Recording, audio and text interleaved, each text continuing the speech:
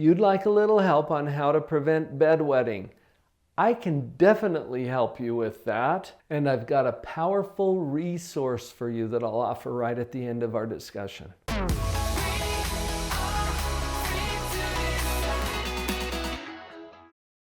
If you're wondering why I'm even talking about this topic, I did my doctoral dissertation on bedwetting. I know more about bedwetting than you ever wanted to know.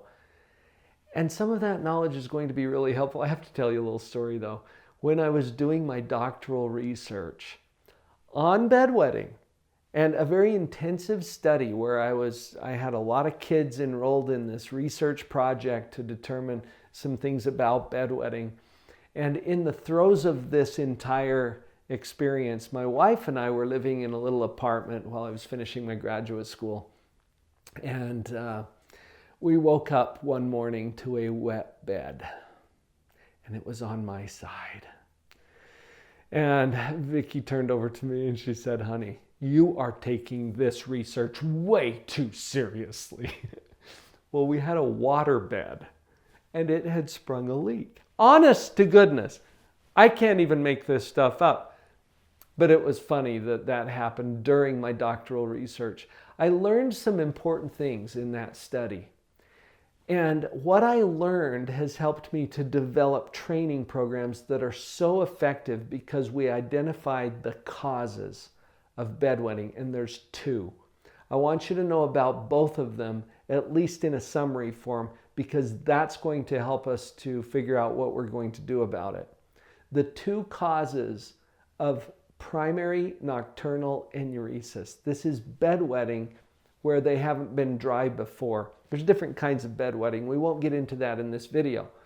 But in the kind where they're wetting the bed, the kid's wetting the bed, and hasn't been dry before for a period of at least 6 months, that's what we're talking about. Okay? And the two causes are, number one, a deficiency of antidiuretic hormone, ADH for short. This is a hormone that normally dries us up at night. And that's why most of us don't have to get up and go during the night. Now, when people get older, that hormone reduces. And so older people might need to get up and go during the night. Or pregnant women, okay, all bets are off during pregnancy because your hormones are way out of whack. And so it's normal for that as well. But for most people, you don't even have to get up because this hormone takes care of the problem. The other cause, and you have to have both, by the way, you'll see why in just a minute. The other cause is deep sleeping. These kids are harder to wake up than other kids who don't wet the bed. Now, all of the parents that I talk to in my career already know that. Yeah, my kid is like impossible to wake up. But it had never been demonstrated in the research and in the clinical literature until I did my dissertation. And I published that in the Journal of Children's Healthcare. It was the first time we'd ever shown that, yeah, it is legitimately harder to wake up these kids. Think about it. If you got enough hormone, you're not going to be wetting the bed, even if you're a deep sleeper. If you're a deep sleeper, but you got enough hormone, you're not going to be wetting the bed. Oh, so it takes both to create bedwetting. Now that's important. The hormone part, normally kids are going to grow out of this. Now it's going to take a while for some of them. And there's a small percentage of the population that are still wetting the bed even into their teens. It's a small percentage. So kids who are younger, there's a larger percentage, and it's not even abnormal until they're at least 5. So that'll give you a little bit of a feel for the demographics around this thing. And the hormonal problem usually will work itself out over time. This is the one that gives us some hope. Okay, the deep sleeping part, because through classical conditioning, you can train the brain to respond differently. And that's what the training program is all about. Let's start with the basics though. We have to take some of the emotional intensity out of this thing. Because quite honestly, this bugs people. It bugs the kids. It bothers the parents. Okay, especially mom who's having to deal with the mess all the time, right? And the smell and the cleanup, and oh, it's a hassle, and you just wish it would end. We want to remove some of the emotional intensity, because what we need to do in the training program is going to require everybody to be a little up, okay, a little more positive. We want to establish some positive energy around this whole thing. I've got some other videos here in the bedwetting playlist that you can review some of the principles as well. And these principles include shifting the responsibility to the child. This happens best when mom, dad, the caretakers in this home are calm and positive. When you have some hope, you're going to feel more positive, okay? Sometimes it's your desperation that tips you over. Try to disengage that enough that you can say, you know what? We're going to handle this. It's going to be fine. You're positive about it, okay? Now this shifts the responsibilities from your shoulders back over to your child's shoulders. That's where it needs to be. And kids who are 7, 8, 9 years old are old enough to do this training program. When they're younger than that, it's a little more challenging. If you have a really mature 6 or even 5-year-old, maybe you can take this on. But really it's for those kids who are a little older that they're going to have the most success with what we're going to do.